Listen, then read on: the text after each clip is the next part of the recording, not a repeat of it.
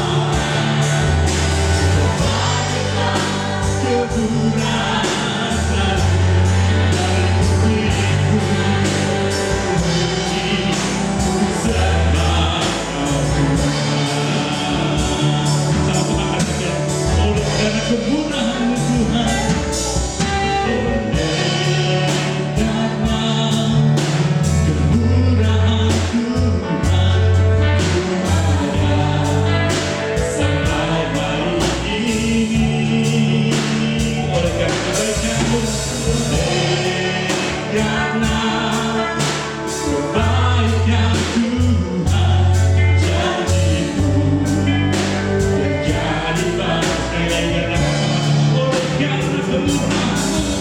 Oleh karena kemurahan Tuhan Ku ada sampai hari ini.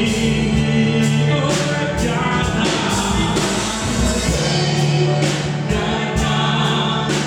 kebaikan Tuhan, janji-Mu terjadi bagiku. Aku percaya, aku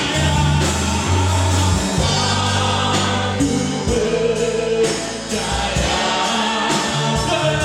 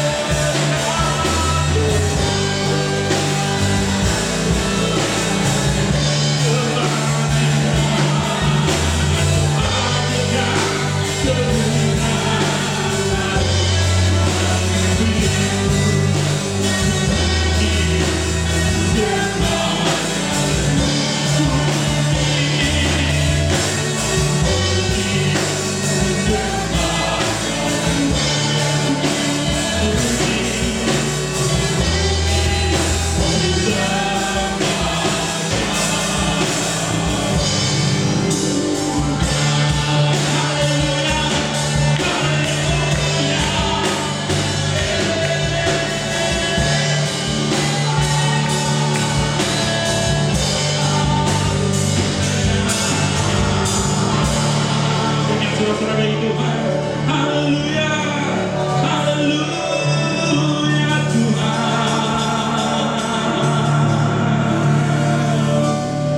Kami sungguh menyembah Tuhan, kebajikan kemurahan atas kami semua Tuhan.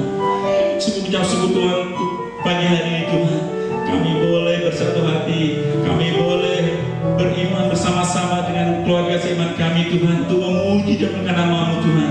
Terima kasih Bapa, terima kasih Yesus pagi hari ini Tuhan. Kami menaikkan doa-doa syafaat kami Tuhan. Kami teringat atas bangsa kami ini Tuhan. Kami berdoa untuk bangsa kami ini Tuhan. Kami bersatu hati Tuhan, dari Sabang sampai Merauke Tuhan. Tuhan jamah, Tuhan jamah, Tuhan berkati Tuhan. Tuhan berkati bangsa kami ini Tuhan. Engkau mau tahu bangsa kami Tuhan, saat-saat ini Tuhan masih mau berjuang melawan virus COVID Tuhan. Kami percaya Tuhan, Engkau punya rencana yang indah buat bangsa kami ini Tuhan. Kami percaya Tuhan, Tuhan terus menopang anak-anak-Mu Tuhan. Tuhan terus menopang anak-anak-Mu, terutama para dokter Tuhan, para perawat yang berada di garda depan Tuhan. Tuhan terus menolong mereka, Tuhan berikan kekuatan bagi mereka lebih lagi Tuhan, sehingga mereka dapat menjalankan tugas-tugasnya dengan baik Tuhan. Kami percaya Tuhan, badai pasti berlalu Tuhan atas bangsa kami ini Tuhan. Kami akan mengalami perubahan demi perubahan Tuhan, pemulihan demi pemulihan Tuhan. Kami dapat melihat Tuhan nanti Tuhan, kuasa-Mu nyata atas bangsa kami ini Tuhan. Kuasa-Mu nyata lebih lagi atas bangsa kami ini Tuhan. Bangsa kami diberkati Tuhan, perekonomian bangsa kami diberkati Tuhan. Terima kasih Bapak, kami serahkan Presiden, Wakil Presiden Tuhan, dan para menteri jajarannya Tuhan. Tuhan berkati mereka Tuhan, berikan hikmat-Mu atas mereka Tuhan, lebih lagi Tuhan, sehingga mereka dapat mengerjakan tugas-tugasnya dengan baik. Terima kasih Tuhan, kami serahkan bangsa ini dalam tangan Tuhan. Engkau yang berdaulat penuh atas bangsa kami ini Tuhan. Engkau yang memegang bangsa kami ini Tuhan, bangsa Indonesia Tuhan. Kasih-Mu lebih lagi atas bangsa kami Tuhan. Terima kasih Bapak. Kami berobat anak-anak-Mu Tuhan, dimanapun mereka berada Tuhan. Pakai anak-anak-Mu lebih lagi Tuhan, di saat-saat seperti ini Tuhan. Pakai anak-anak-Mu lebih lagi Tuhan, untuk mengabarkan kabar gembira Tuhan. Kasih keselamatan-Mu Tuhan atas orang-orang yang belum menerima kebenaran firman Tuhan, agar mereka dapat menerima kebenaran firman Tuhan, dan terlebih dapat menerima Engkau sebagai Tuhan dan Juru Selamat. Terima kasih Tuhan. Kami percaya Tuhan, kami akan melihat terobosan demi terobosan Tuhan terjadi di bangsa kami ini Tuhan. Banyak jiwa-jiwa akan berbondong-bondong untuk memuji dan memuliakan nama-Mu Tuhan. Bahkan mulai bangsa kami, bangsa Indonesia Tuhan, bangsa-bangsa lain juga diberkati Tuhan. Terima kasih Tuhan, terima kasih Yesus. Kami berdoa Tuhan buat gereja kami GBI Tuhan. Dari para ketua sinode Tuhan, Tuhan berkati. Tuhan berkati ketua PBD, Tuhan berkati ibu gembala kami. Kasih-Mu lebih lagi Tuhan atas hamba-Mu ini Tuhan. Di saat kondisi seperti ini Tuhan, hamba-Mu juga perlu lebih lagi Tuhan kekuatan yang dari Engkau Tuhan. Kami tidak tahu sampai kapan Tuhan kami harus beribadah seperti ini Tuhan.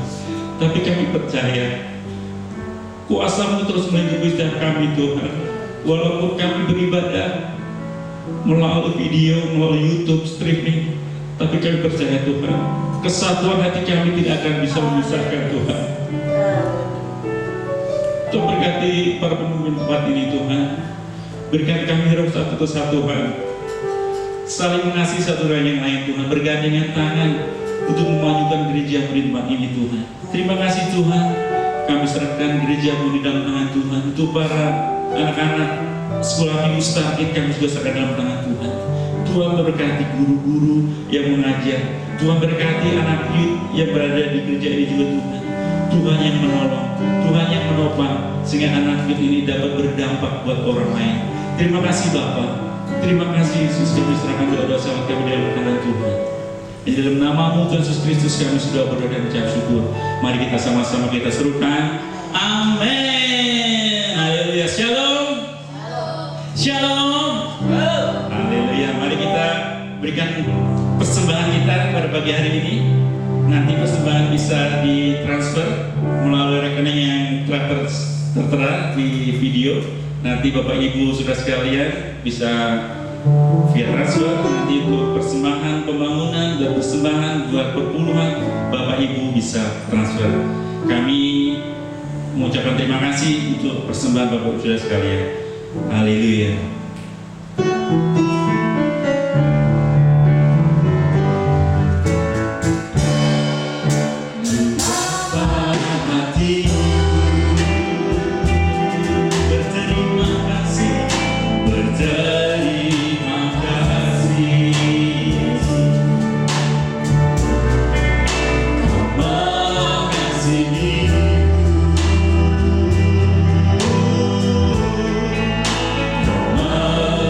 Memiliki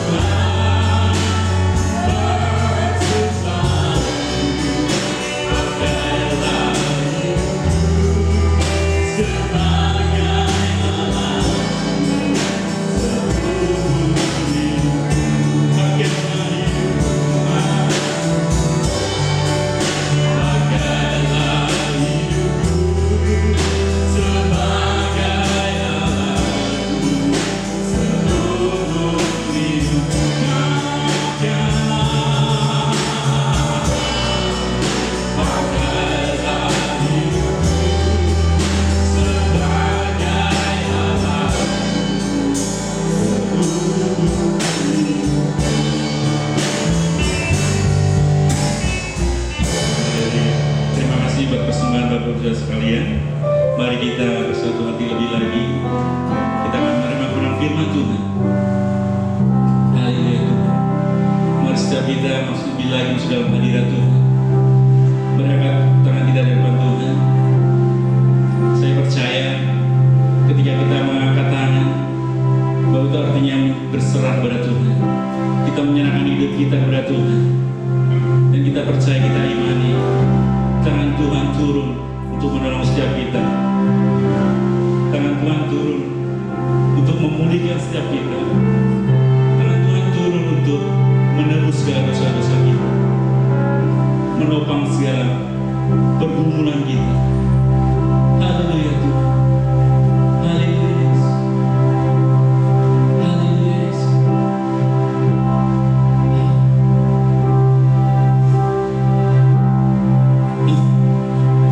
Ku buka hati untuk jamahanmu, berserah penuh di hadiratmu.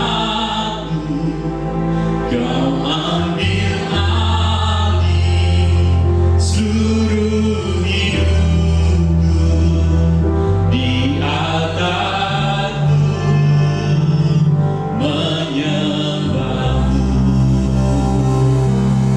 Buka hati untuk jamahanmu, berserah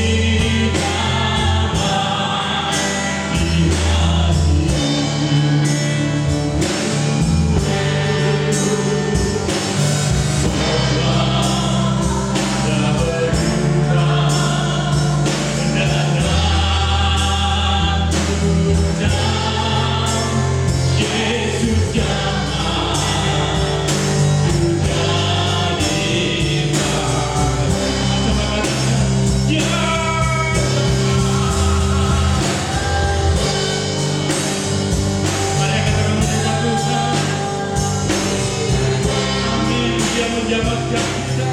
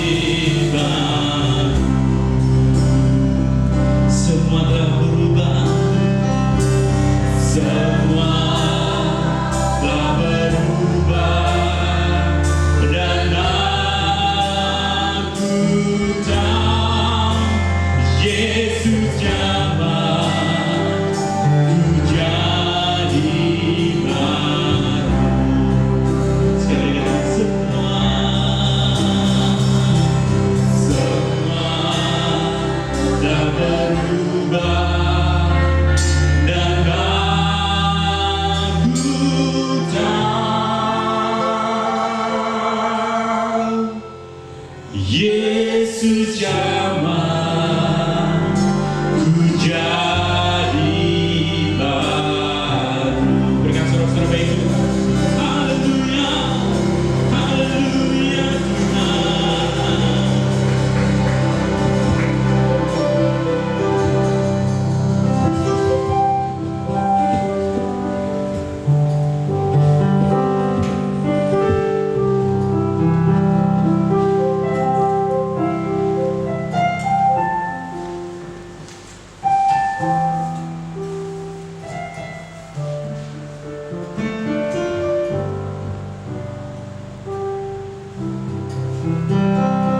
Kudus dan mulia kasih-Mu Bapa yang telah mengirimkan Anak-Mu yang tunggal Yesus Kristus untuk menebus dosa kami.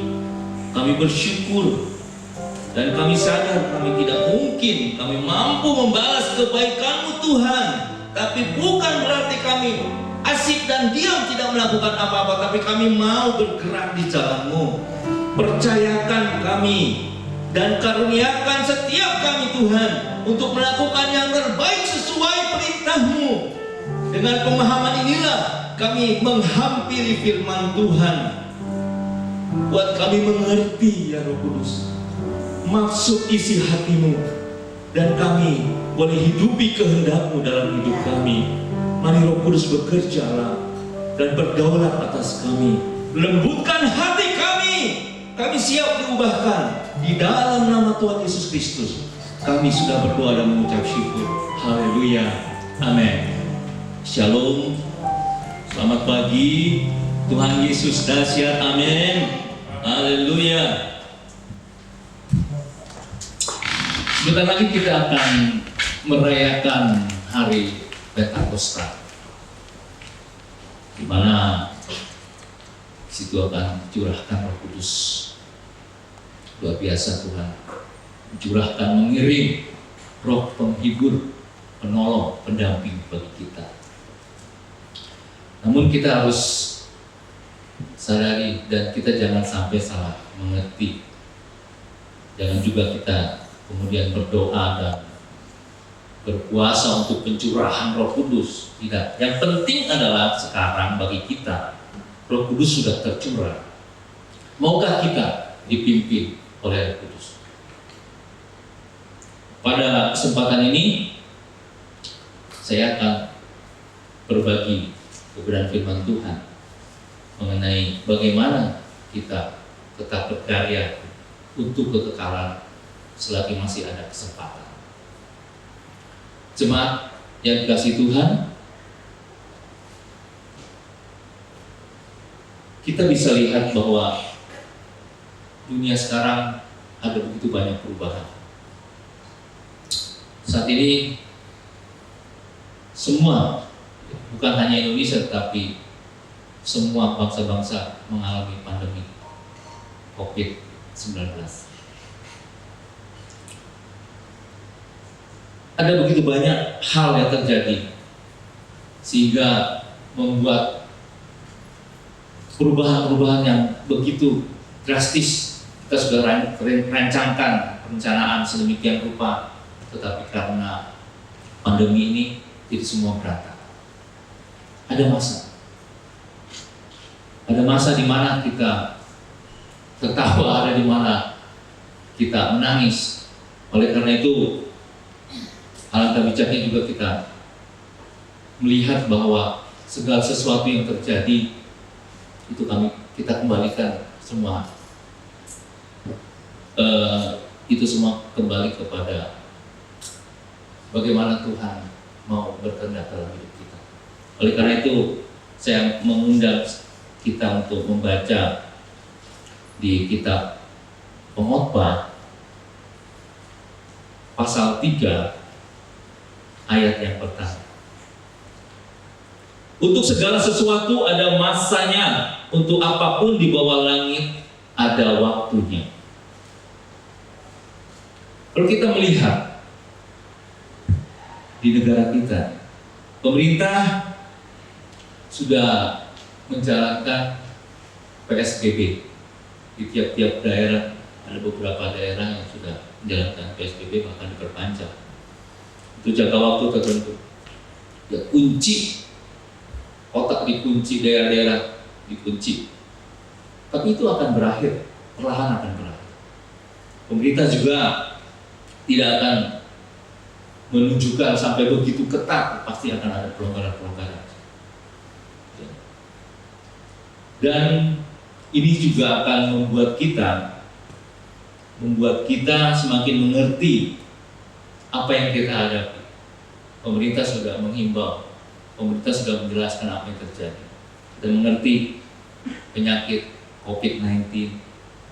Kita sekarang sudah melakukan jarak sosial, kita lebih sering cuci tangan dan lain-lain sebagainya. Kita juga melihat ada peningkatan jumlah yang terpapar COVID-19.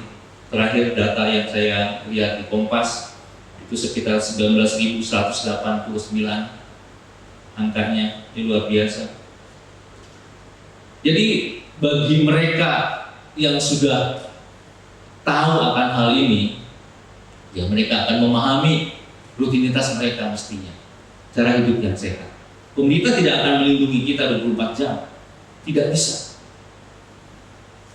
Masa depan kita, keluarga kita, itu tergantung dari kita. Jadi setelah PSBB terbuka, pikirkan baik-baik. Ya, kita harus beraktivitas, tapi kita harus berpikir bagaimana selama kita beraktivitas, tapi kita juga tidak terpapar oleh COVID-19. Jadi pertanyaannya bukan kapan selesainya COVID-19, tetapi kapan manusia bisa berubah, beradaptasi. Itu yang penting. hidup normal tapi dengan standar anti Covid. Nah, ini yang penting bagi kita. Ini masanya. Ini masa. Kemudian ada istilah berdamai dengan COVID-19. Presiden kita berbicara, kita berdamai dengan COVID-19. Ada banyak orang yang kaget dan sinis ketika presiden kita berbicara seperti itu. Berdamai itu bukan berarti virusnya menang, bukan. Tetapi kita hidup berdampingan dengan virus COVID-19 karena WHO sendiri sudah mengatakan bahwa virus COVID-19 ini tidak akan hilang begitu saja. Jadi dengan istilah berdamai dengan COVID-19 berarti kita hidup berdampingan dengan virus COVID-19. Seperti halnya selama ini kita dengar, kita sudah biasa dengar, kita berdampingan dengan virus TBC, virus DBD, MERS, SARS, seperti itu. Manusia sudah lama tinggal dengan virus-virus itu ya. Jadi sekarang yang penting adalah bagaimana beradaptasi dengan virus COVID-19. Nah, itu beradaptasi. Adaptasi adalah senjata manusia yang paling ampuh, yaitu meningkatkan standar kualitas hidup. Jadi yang jarang cuci tangan sekarang lebih sering cuci tangan, pakai masker, kita praktekkan physical distancing ya, jaga jarak. Kemudian makan makanan bergizi, ya makan buah lebih banyak, makan sayur lebih banyak, seperti itu. Ya kalau sekarang kita meningkatkan standar kualitas hidup jasmani kita, ini udah masanya. Tetapi di satu sisi kita juga sudah saatnya untuk meningkatkan kualitas rohani kita. Masa seperti ini kita harus gunakan waktu kita dengan bijaksana. Kita gunakan waktu kita dengan bijaksana. Kehidupan yang menurut kemauan Tuhan merupakan hasil dari kehidupan Kristen yang disiplin. Itu mesti harus kita lakukan dengan disiplin juga. Kehidupan kekristenan yang disiplin tidak terlepas dengan pemakaian waktu yang disiplin juga. Kalau bicara tentang berkarya bagi kekekalan selagi masih ada kesempatan, bicara kesempatan itu berarti bicara waktu. Bagaimana kita mempergunakan waktu? Mari saya ajak untuk jemaat Tuhan membaca Efesus pasal 5 ayat 15 sampai 17. Karena itu perhatikanlah dengan seksama bagaimana kamu hidup. Janganlah seperti orang bebal, tetapi seperti orang arif. Dan pergunakanlah waktu yang ada, karena hari-hari ini adalah jahat. Sebab itu janganlah kamu bodoh, tetapi usahakanlah supaya kamu mengerti kehendak Tuhan. Gunakanlah waktu secara bijaksana. Karena apa? Karena hari-hari ini adalah jahat.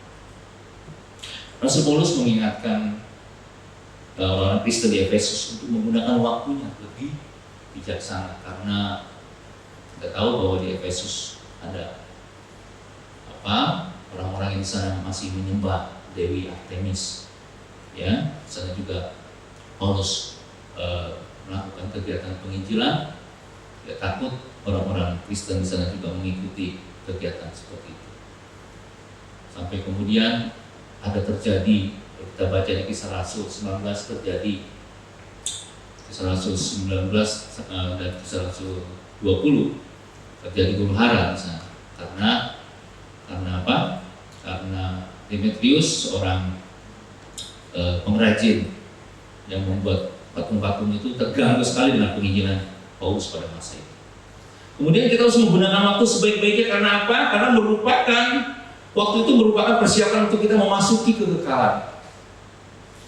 Jemaat yang dikasih Tuhan, saya kasih ilustrasi. Kalau tahu jam dinding itu supaya bisa bergerak ada baterai. Ketika Tuhan menciptakan kita, menghembuskan nafas kehidupan kita, manusia. Kalau nafas itu adalah baterai, maka seperti hal itu yang terjadi pada jam dinding. Dikasih baterai dia hidup. Jam dinding itu terus jalan, dia nggak peduli. Dia nggak peduli omongan orang, nggak peduli hujatan orang, nggak peduli pujian, terus dia jalan terus. Kehidupan kita seperti itu. Sampai saatnya, ya jam itu mati karena apa? Baterainya pun mati. Kehidupan kita juga seperti itu. Ada masanya. Oleh karena itu, pergunakan waktu dengan sebaik-baiknya, karena waktu merupakan persiapan kita untuk memasuki kekekalan. Ada dua arti di sini. Yang pertama, sewaktu kita hidup di dunia, ini adalah kesempatan bagi kita. Untuk apa? Untuk mempersiapkan kita memasuki alam baka, memasuki kekekalan. Jadi, sekali kita sudah melewati batas waktu hidup kita di dunia ini, kita tidak akan punya kesempatan lagi. Makanya ada lagu yang mengatakan hidup ini adalah kesempatan. Ini masanya. Kesempatan, pergunakan sebaik-baiknya. Kemudian yang kedua, artinya jangan terlambat menggunakan kesempatan yang masih Anda miliki sekarang ini. Firman Tuhan mengingatkan kita di 2 Korintus 6 ayat 2b. Sekarang inilah waktu yang diperkenankan itu. Sekarang inilah hari untuk diselamatkan. Ini waktu yang diperkenankan. Dipergunakan kesempatan yang sebaik-baiknya. Kemudian kita harus sadari bahwa waktu singkat sekali. Berapa lama sih manusia itu? Pemazmur katakan di Mazmur 90 ayat 10, masa hidup manusia itu 70 tahun. Jika kuat, ya kebanggaannya itu kesukaran dan penderitaan. Singkat sekali. Di Yakobus 4 ayat 14 mengatakan begini, hidupmu itu sama seperti uap yang sebentar saja kelihatan lalu lenyap. Singkat sekali. Jangan juga kita berpikir kalau usianya lanjut, pasti usianya sudah tua gitu, dia yang lebih dulu meninggal. No, bukan begitu. Salah besar. Oleh karena itu, pergunakan waktu yang ada dengan bisa. Kemudian kita diingatkan juga bahwa waktu itu terus berlalu. Ada istilah mengirit waktu, ada istilah membuat waktu, mengulur-ulur waktu. Tapi waktu itu terus berlalu. Jadi kita tidak mulai mendisiplin waktu sekarang menggunakan waktu demi menjalankan kehidupan menurut kehendak Tuhan. Nanti kita akan mengalami kesulitan. Oleh karena itu pergunakan waktu dengan baik. Kemudian berapa lamakah waktu yang tersisa ini? Kita nggak pernah tahu waktu kita.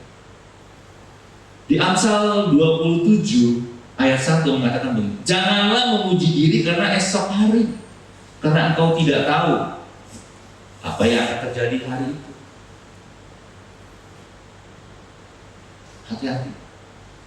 Jadi kita untuk bertindak, untuk berkata-kata pun kita harus hati-hati. Kita nggak tahu besok seperti apa. Atau kita keluar dari sini pun kita nggak tahu apa yang terjadi dalam hidup kita. Kemudian kita diingatkan lagi bagaimana menggunakan waktu dengan bijak. Waktu yang sudah lewat itu tidak bisa ditarik kembali.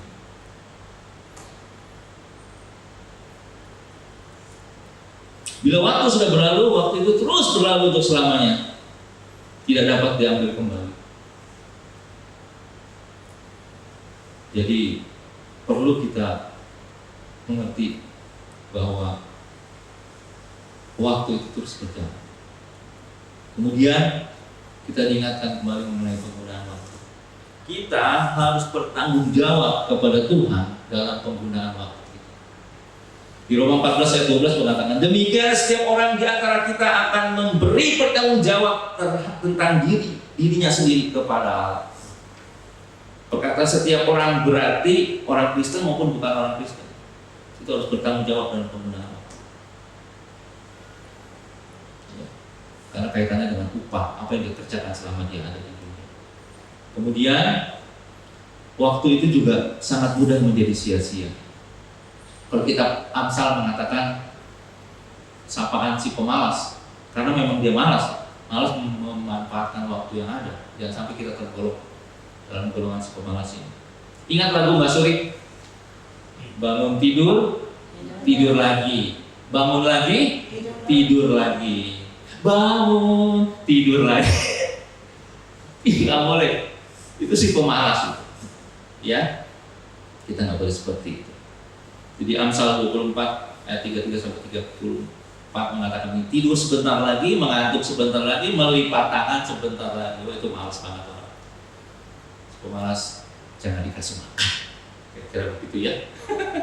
Hati-hati menggunakan waktu. Kemudian, nah ini mengenai waktu yang penting sekali. Sewaktu menghadapi ajal, biasanya kita baru menghargai waktu. Jangan sampai seperti itu. Jadi seseorang biasanya baru betul-betul menghargai uang kalau dia sudah kekurangan uang atau kehabisan uang. Demikian juga biasanya seseorang baru menyadari menghargai waktu kalau dia sudah diambang pintu kematian. Satu kali saya diizinkan Tuhan itu berlama-lama di rumah sakit. Saya banyak lumayan melihat kematian. Selama 3 hari di kelas 3 waktu itu istri saya sakit dan dirawat di Fatmawati kelas 3. Jadi di lorong itu tuh selama 3 hari itu saya hitung 8 orang yang meninggal. Jadi saya pikir dalam sehari itu malaikat mau jalan-jalan di lorong itu, kira-kira seperti itu. Ya baru luar biasa. Lihat banyak yang meninggal. Sampai satu kali saya ada kenal satu ibu yang suaminya takut sekali untuk dioperasi. Ya, dia melihat saya tenang-tenang aja gitu mendampingi istri saya. Akhirnya dia bilang, ayo Pak, ikut saya, ada apa sih? Beri kekuatan ke suami saya. Dia bilang, ya udah. Saya lihat dia suaminya takut untuk dioperasi. Waktu itu ada di paru-parunya itu banyak air, jadi dia harus diambil dulu airnya baru dioperasi paru-parunya mau dibersihkan, kira-kira seperti itu. Suaminya takut sekali. Ya saya datang, ya saya cerita tentang bagaimana harus tenang, dan akhirnya ya saya doakan. Ya seperti memberi motivasi supaya dia tetap kuat. Memang kalau melihat seperti itu ya pasti kita akan takut. Ya, jadi biasanya begitu. Orang begitu mau menjelang kematian dia akan takut sekali. Nah, jangan sampai seperti itu. Pergunakan waktu dengan baik.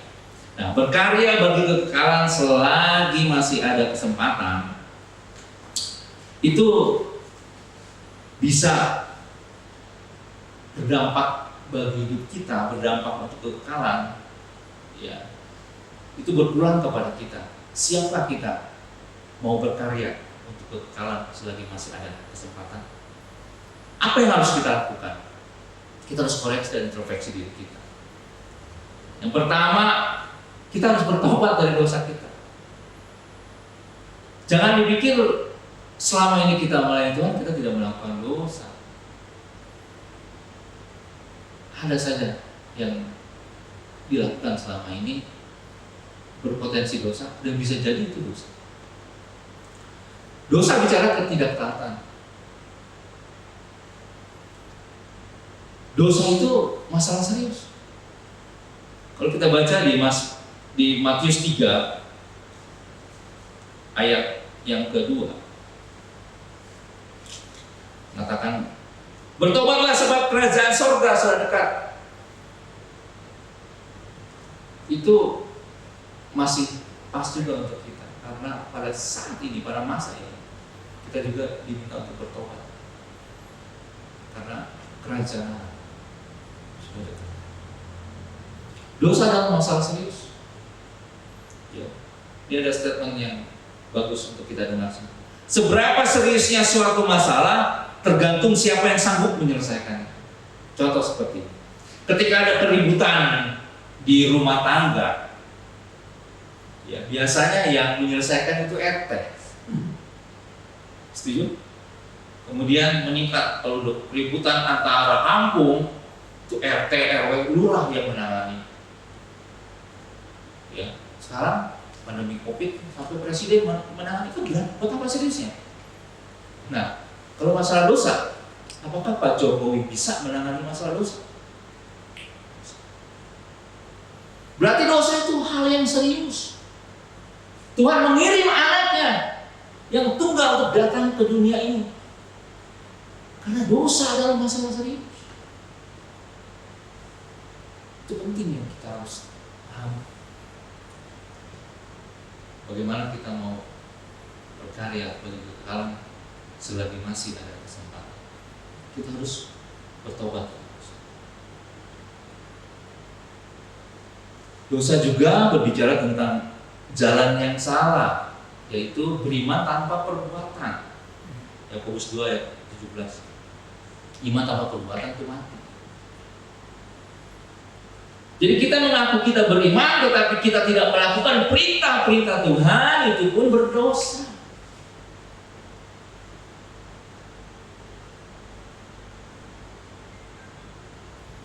Kemudian langkah apa yang harus kita lakukan? Yang kedua adalah kita bergaul karib dengan Tuhan. Kalau di Yohanes 10 ayat 14, Tuhan katakan, aku mengenal domba-dombaku dan domba-dombaku juga mengenal aku. Jadi ada komunikasi dua, bergaul karib.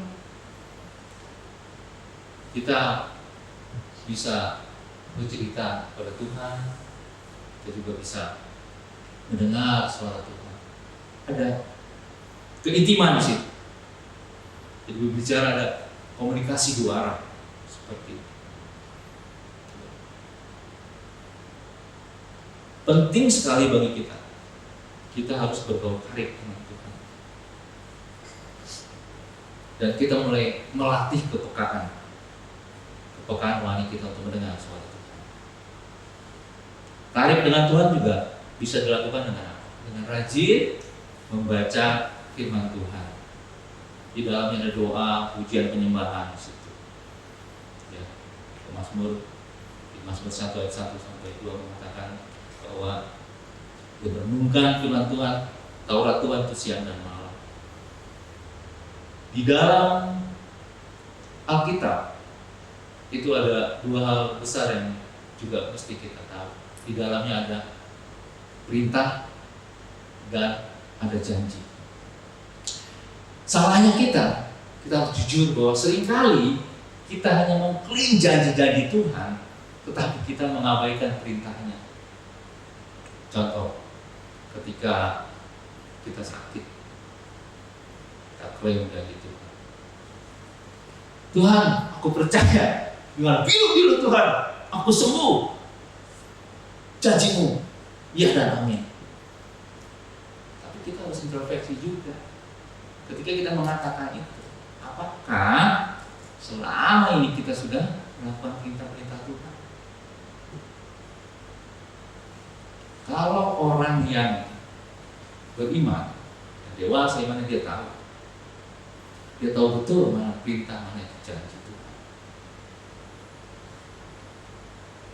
Seperti carilah dahulu kerajaan Allah beserta kebenarannya, maka segala sesuatunya akan ditambahkan kepadamu.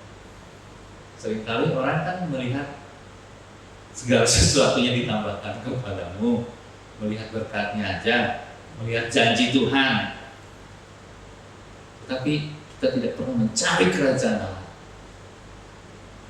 Nah, sekarang kita harus mengerti bahwa dengan membaca firman Tuhan, membaca Alkitab rutin, merenungkan siang dan malam, kita akan mengerti mana perintah Tuhan, mana janji Tuhan. Kita mengenal Tuhan dengan benar. Karena umatku binasa karena tidak mengenal Allah di wasiat apa yang kita akan begitu. Saya membaca ada satu kisah yang menarik, bagaimana kita harus menghargai Alkitab. Ini kisah tentang seorang gadis kecil. Ya, kalau saat-saat ini kita mudah ya memperoleh Alkitab. Ya, ada di toko buku, juga ada versi gadget ya di HP kita, bisa mengunduh segala macam, itu mudah sekali. Namun di balik itu ada kisah perjuangan yang luar biasa. Seorang gadis kecil yang perlu kita tahu, namanya Mary Jones. Mary Jones ini lahir di keluarga yang sangat sederhana di Inggris, tanggal 16 Desember 1784 di Inggris. Dari kecil dia rajin ke gereja bersama orang tuanya. Dia sangat terpesona ketika dia mendengar cerita di Alkitab. Dia ingin memiliki Alkitab. Pada masa itu dia susah sekali ya untuk memiliki Alkitab. Sampai dia menabung. Sejak usia 9 tahun, Mary ini beternak ayam, mengerjakan banyak hal, membantu tetangganya dan tetangganya kasih upah kepada dia. Setelah 6 tahun uang terkumpul, Mary ingin membeli Alkitab. Nah, untuk membeli Alkitab, dia harus berjalan kaki sejauh 40 km. Menemui seseorang yang bernama Tuan Charles. 40 kilo dia jalan kaki. Perjuangan Mary ini membuat Tuan Charles ini akhirnya terharu ya. Dia membagikan kisah Mary Jones ini kepada teman-temannya. Kemudian apa yang terjadi? Tuan Charles dan teman-temannya kemudian bertekad dan mendirikan satu lembaga yang dapat menyediakan Alkitab agar orang-orang lebih mudah memperoleh Alkitab.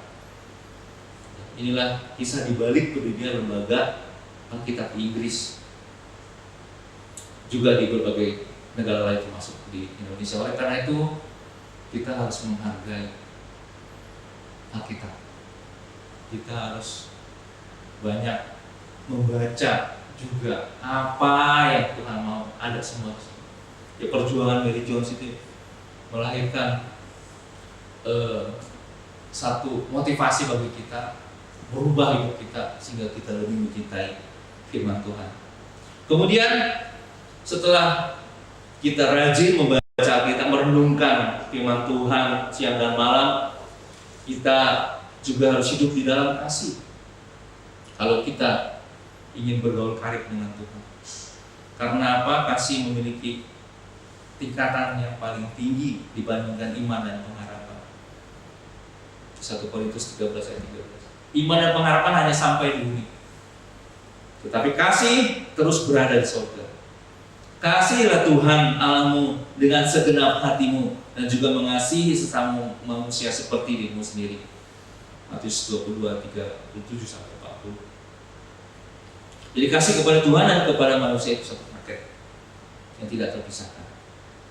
Itu bagian dari bagaimana kita bergaul karib dengan Tuhan. Hasilnya adalah kita hidup dalam kasih. Yang terakhir, kita dipimpin oleh Roh Kudus. Ini penting sekali. Jadi di Roma 8 ayat 14, setiap orang yang dipimpin oleh Roh Tuhan, dia adalah anak-anak. Roh Kudus sebagai meterai, sebagai penanda bahwa kita adalah anak-anak Allah. Efesus 4 ayat 30. Manusia yang tidak dipimpin oleh Roh Kudus berarti dipimpin oleh roh dunia. Itu yang harus kita ketahui, bahwa roh dunia akan menuntun kita kepada penyesatan. Dan kalau kita mau dan rindu, Tuhan akan memberikan Roh Kudus kepada kita. Kalau kita baca di Yohanes 16 ayat 13, itu di Lukas 11 ayat 13, kalau kita minta Bapa di surga, Dia akan mencurahkan Rohnya kepada kita. Itu gratis.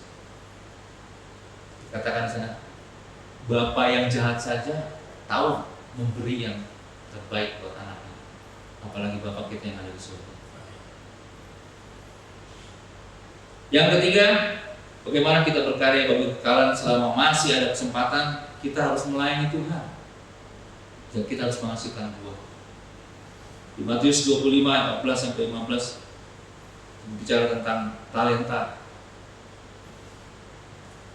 Saudaraku, kekristenan itu adalah agama penebusan. Kita harus pahami itu. Beda dengan agama-agama lain. Artinya apa?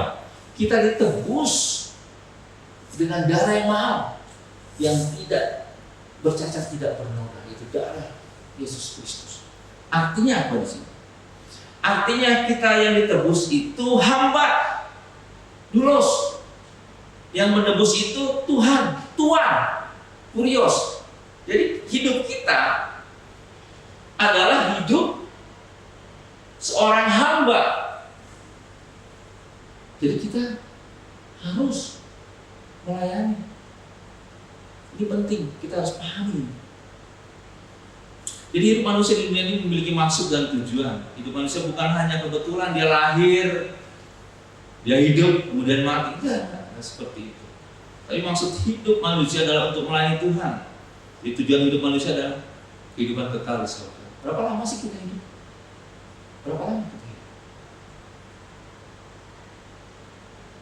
Jadi berkarya untuk kekekalan selagi masih ada kesempatan. Kita harus melayani Tuhan. Kita wajib melayani Tuhan. Kita melayani sesuai dengan kesanggupan yang Tuhan berikan. Tadi kita baca di Matius 25 ayat 14-15. Jadi sesuai dengan talenta kita. Tuhan memberikan setiap kita tuh talenta berbeda-beda. Nah itu yang harus dikembangkan. Ada yang bermain musik, ada yang bisa membimbing puji-pujian, ada yang sebagai pendua syafaat, atau bisa kunjungan ke tempat-tempat orang sakit misalnya, atau memimpin komsel, atau apapun, semua melayani. Semua melayani. Ini masanya dan ini kesempatan untuk kita melayani Tuhan. Yang penting bagi kita. Yang keempat, berkarya bagi kekalahan selama masih ada kesempatan. Kita jangan lupa juga. Untuk apa? Untuk berjaga-jaga. Berjaga-jaga adalah sikap waspada dan siap sedia kapanpun Tuhan Yesus datang. Kita baca di Matius 24 ayat 42. Karena itu berjaga-jagalah sebab kamu tidak tahu pada hari mana Tuhanmu datang. Kita tidak akan pernah tahu Tuhan kapan datang. Ya kalau kita di tempat Tuhan sedang melakukan dosa, berbahaya. Oleh karena itu, di poin yang pertama tadi, kita berkarya dan kekekalan selagi masih ada kesempatan, kita harus bertobat dari dosa. Ya, oleh karena itu, mari jemaat Tuhan, selagi masih ada kesempatan, pergunakan waktu dengan baik. Kalau kita ingin berkarya bagi kekekalan, selama masih ada kesempatan, kita harus apa? Pertama, kita harus bertobat dari dosa kita.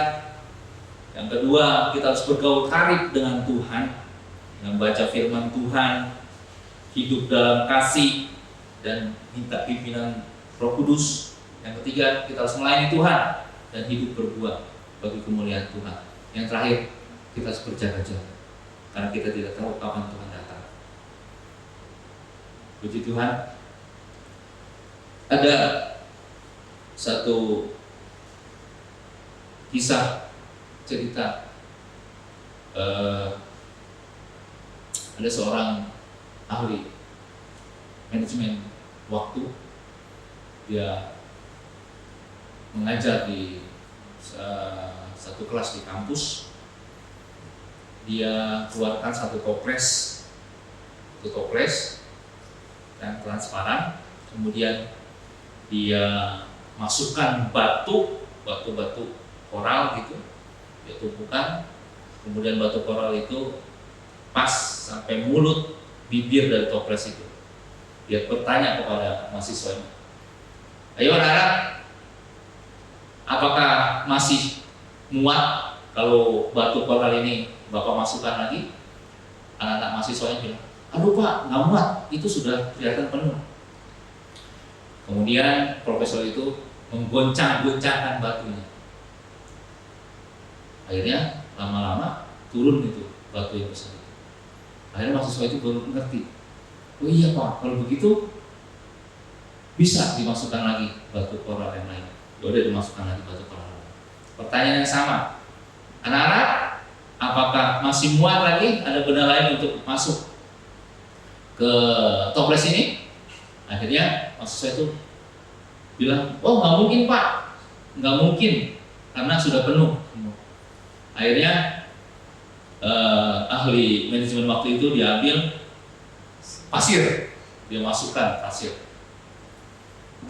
dimasukkan pasir, kemudian digoyang-goyang, sampai kemudian dia bertanya kepada mahasiswanya, bagaimana anak-anak, apakah masih bisa lagi kira-kira kita masukkan yang lain? Oh iya, bisa. Di apa namanya, ada lagi mahasiswa bilang, oh tidak bisa. Sebagian dia bilang bisa. Oh ya coba kita coba. Ternyata bisa. Pakar manajemen waktu itu diambil air, dia masukkan air. Jadi padat tuh. Apa yang mau saya bilang di sini, bahwa waktu itu ibarat koral yang, apa, batu koral yang begitu. Jadi kita kadang-kadang bilang, nggak ada waktu, gitu kan. Tetapi kalau kita bisa atur waktu, kita goncang-goncangkan, sebetulnya bisa masih ada kesempatan untuk waktu yang bisa kita atur. Setiap kita memiliki waktu 24 jam, semua. Bagaimana pun juga itu kembali ke kita. Bagaimana kita bisa mengatur waktu dengan bijaksana. Berkarya bagi kekekalan selagi masih ada kesempatan adalah waktunya sekarang. Ketika kita masih berikan kesempatan untuk hidup, kita masih bisa melakukan apa yang Tuhan mau. Oleh karena itu, mari kita bertobat dari dosa kita, mari kita bergaul karib dengan Tuhan, mari kita melayani Tuhan dan menghasilkan buah, dan tetap berjaga-jaga. Ya, puji Tuhan, demikian kebenaran firman Tuhan pada hari ini. Saya mau main musik.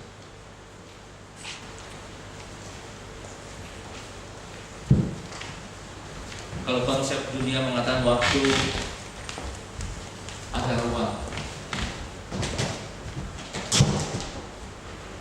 tapi bagi kita orang percaya, waktu adalah anugerah. Kesempatan yang ada sekarang harus kita pergunakan dengan sebaik-baiknya. Kalau kita baca 1 Petrus 4 ayat 2 mengatakan, supaya waktu yang sisa jangan kamu pergunakan menurut keinginan manusia, tetapi menurut keinginan Allah. Hidup ini adalah kesempatan. Kita jangan pernah berpikir kita tidak bisa melakukan apa-apa karena kita bekerja di rumah. Tapi percayalah, justru ketika kita bekerja di rumah, ada maksud-maksud Tuhan yang ingin kita kerjakan. Kita bisa membangun hubungan satu dengan lain dengan baik. Kita bisa membangun mesbah keluarga, mesbah doa. Kita bisa bangun keintiman kita dengan Tuhan. Kita banyak waktu untuk belajar kebenaran firman Tuhan. Kita juga bisa memberkati orang lain melalui gadget yang kita punya. Ada banyak hal yang kita bisa kerjakan. Ini kesempatan. Ini kesempatan bagi kita untuk melakukan sesuatu. Kita tidak tahu kapan Tuhan datang. Tapi yang kita tahu, ketika Tuhan datang, kita ditemukan setia di dalam jalan-jalan dia. Kita percaya yang kita minta pimpinan. Hidup ini adalah kesempatan. Hidup ini untuk melayani Tuhan. Jangan sia-siakan waktu yang Tuhan beri.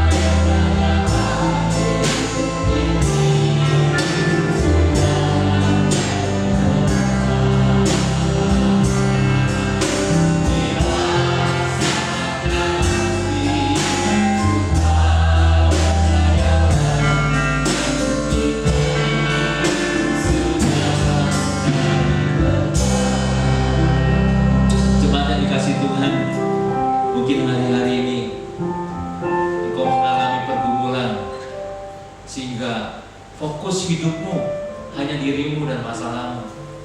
Firman Tuhan hari ini mengingatkan kita, ada kekekalan setelah kematian fisik. Ada kekekalan setelah kita hidup di dunia ini. Firman Tuhan ini mengingatkan kepada kita, inilah waktunya, kesempatan kita untuk berkarya, kesempatan kita untuk merubah hidup kita. Bicara kekristenan adalah perubahan hidup. Orang dunia akan melihat perubahan hidupmu. Jangan pernah kau bilang kau tidak bisa melakukan apa-apa. Kau sendiri yang akan rugi. Karena setiap kita sudah diberi talenta. Kembangkan talenta. Kembangkan talenta. Bekerja, berkarya untuk kekekalan. Dan lakukan itu mulai saat ini. Lakukan itu mulai saat ini. Kita tidak tahu kapan Tuhan datang. Yang penting bagi kita berjaga-jaga. Kita siap ketika Tuhan datang. Dan kita ditemukan setia di dalam Tuhan. Itu yang Tuhan mau. Mari kita tundukkan kepala. Kita berdoa. Bapa yang baik, Bapa yang kami kenal di dalam nama Tuhan Yesus Kristus, terima kasih untuk kebenaran firman Tuhan yang mengingatkan kami bagaimana kami harus mempergunakan waktu kami dengan bijak. Terima kasih Tuhan. Kiranya apa yang terjadi hari ini tidak mengurangi kami untuk kami datang kepada Tuhan, tidak mengurangi kami untuk kami melayani Tuhan. Apa yang terjadi hari ini tidak mengurangi kami untuk kami tetap mengucap syukur kepada Tuhan. Kami percaya apa yang terjadi hari ini Tuhan juga tahu. Tuhan bertanggung jawab atas kehidupan kami ketika kami melakukan perintah-perintah-Mu. Tolong kami Tuhan, tolong kami ya Roh Kudus, buat kami mengerti kehendak-Mu, dan beri kami juga kekuatan untuk kami melakukan kehendak Tuhan. Terima kasih atas kebenaran firman. Di dalam nama Tuhan Yesus Kristus kami sudah berdoa dan mengucap syukur. Haleluya. Amin.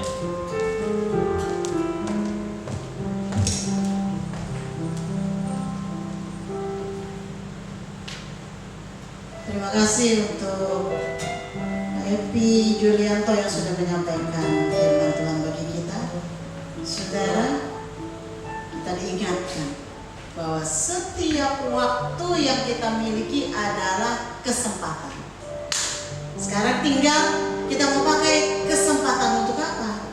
Ya, tadi sudah dibahas ada 4 hal yang kita harus lakukan, yang bisa kita lakukan dan merupakan kesempatan bagi kita, kesempatan untuk bertobat dari dosa, kesempatan untuk bergaul karib dengan Tuhan, kesempatan untuk melayani Tuhan dan menghasilkan buah, dan kesempatan untuk berjaga-jaga.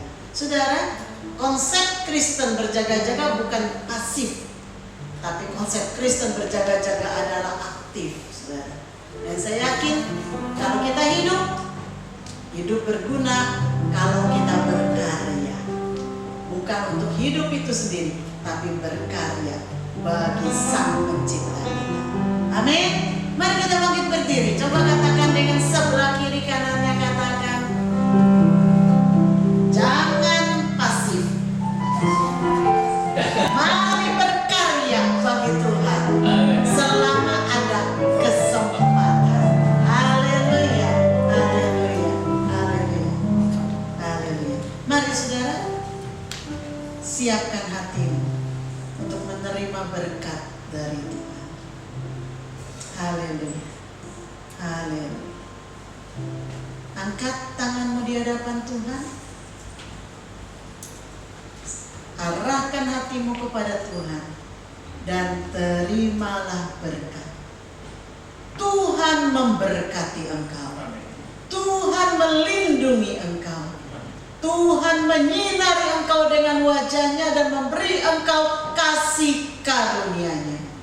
Tuhan menghadapkan wajah-Nya kepadamu dan memberi engkau damai sejahtera.